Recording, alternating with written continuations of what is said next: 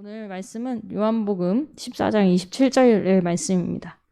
요한복음 14장 27절 말씀입니다. 우리 함께 큰 목소리로 읽도록 하겠습니다. 읽겠습니다. 평안을 너희에게 끼치노니 곧 나의 평안을 너희에게 주노라. 내가 너희에게 주는 것은 세상이 주는 것과 같지 아니하니라. 너희는 마음에 근심하지도 말고 두려워하지도 말라. 아멘. 오늘 평안이라는 제목으로 말씀을 나누려고 하는데요. 이 말씀은 제가 어제 수련회 폐회 예배 하면서 나눴던 말씀이기도 합니다. 좀 내용이 달라진 부분들도 있으니까 수련회 가셨던 분들도 좀 듣기에 너무 거북하지는 않으실 거라 생각됩니다. 네. 우리가 평안이라는 말을 들었을 때, 그 말을 생각했을 때 어떤 느낌이 드시나요? 여러분은 어떤 느낌이 드시나요? 줌에 계신 분들은 채팅으로 또 쳐주셔도 되고요. 네, 릴렉스. 네. 휴식. 네. 네, 여유. 네. 이런 질문을 제가 중간중간에 좀 할 텐데, 네. 채팅으로, 네. 신원청년 심의라고 올려주셨고요.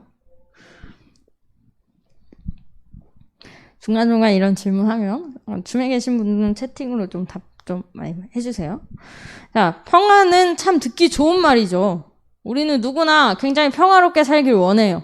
그런데 우리는 평화를 우리가 만들어가는 줄 알고 살아갑니다. 우리의 노력으로 돈도 벌고 또 집도 사고 안락한 환경을 만들고 우리가 너무나도 인간관계를 잘해서 평안을 만들어가는 것으로 우리는 알고 살아왔습니다. 그런데 오늘 말씀을 보면 예수님께서 평안을 주시겠다고 말하십니다.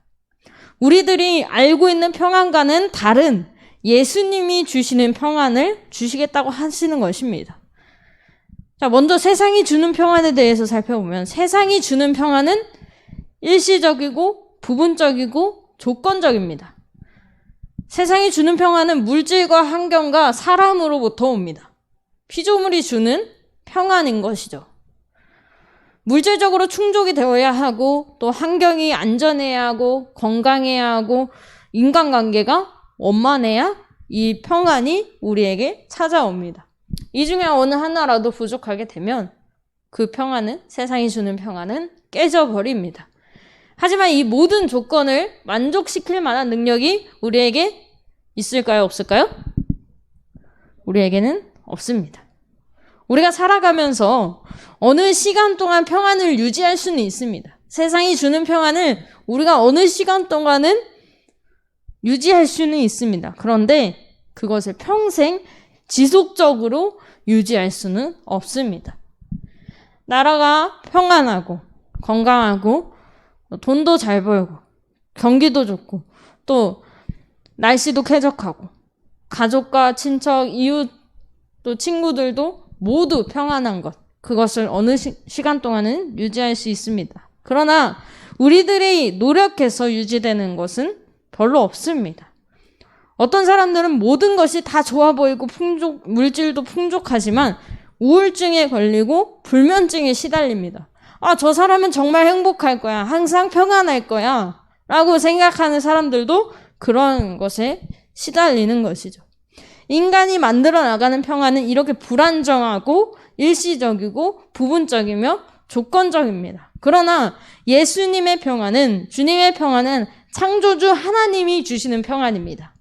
요한복음 17장 10절 말씀에 보면 내 것은 다 아버지의 것이요 아버지의 것은 내 것이온데 내가 그들로 말미암아 영광을 받았나이다 라고 말합니다.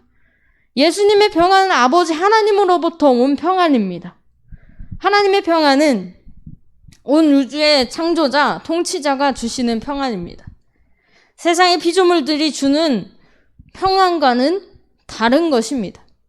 현재 상황이 우리 눈에 보이는 평안이 없을지라도 우리가 현재 상황을 돌아봤을 때 눈에 보이는 평안이 없을지라도 최후 승리인 영생, 천국의 확신이 우리 안에 있다면 우리는 참 평안을 누릴 수 있습니다. 하박국 선지자는 하박국 3장 17절에서 18절 말씀에서 이렇게 이야기합니다. 비록 무화과 나무가 무성하지 못하며 포도나무에 열매가 없으며 감람나무에 소출이 없으며 밭에 먹을 것이 없으며 우리의 양이 없으며 외양간에 소가 없을지라도 나는 여호와로 말미암아 즐거워하며 나는 구원의 하나님으로 말미암아 기뻐하리로다. 주 여호와는 나의 힘이시라. 나의 발을 사슴과 같게 하사 나를 나의 높은 곳으로 다니게 하시리로다. 이렇게 고백합니다. 아무것도 없어 보일지라도, 정말 가진 것이 하나 없어 보일지라도 그럼에도 불구하고 하나님으로 말미암아 기뻐한다, 즐거워한다 라고 고백하고 있는 것이죠. 반면 어떤 부자는 누가복음 12장 말씀에서 이렇게 말합니다. 또 내가 내 영혼에게 이르되 영혼아 여러 해 쓸 물건을 많이 쌓아두었으니 평안히 쉬고 먹고 마시고 즐거워하자. 이렇게 이야기합니다. 근데 여러분, 이 하박국 선지자가 고백했던 거랑 굉장히 다르죠?